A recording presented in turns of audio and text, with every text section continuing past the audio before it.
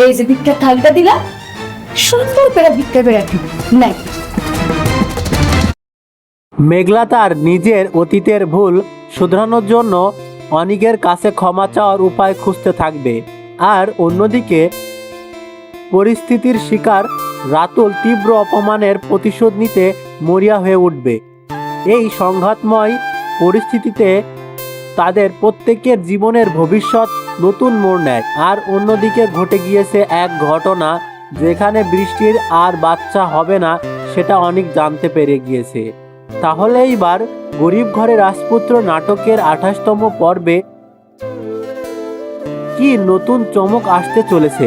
অনিক কি মেঘলাকে ক্ষমা করে আবার একসাথে হয়ে যাবে, নাকি বৃষ্টির সাথে তার সম্পর্কের ভাঙন তৈরি হবে? কেননা বৃষ্টির যে সন্তান হবে না সেটি সে লুকিয়েছিল অনিকের কাছ থেকে। ভিউয়ার্স, আপনাদের সেই বহুল অপেক্ষিত গরিব ঘরে রাজপুত্র নাটকের 27তম পর্বে ইতিমধ্যে রিলিজ হয়েছে, আর 28তম পর্বের অপেক্ষায় আছেন আপনারা।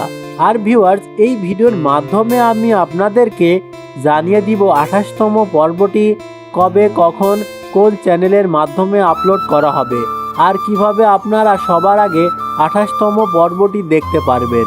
তো ভিউয়ার্স, আমাদের এই 2 মিনিটের ভিডিওটি 1 সেকেন্ডও স্কিপ না করে দেখতে থাকুন, আর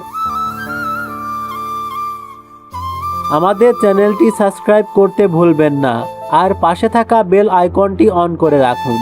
ভিউয়ার্স, আপনারা যারা সবার আগে গরিব ঘরে রাজপুত্র নাটকের 28তম পর্বটি দেখতে চান তারা কমেন্টের মাধ্যমে জানান 1 থেকে 26টি পর্ব আপনাদের কাছে কেমন লেগেছে।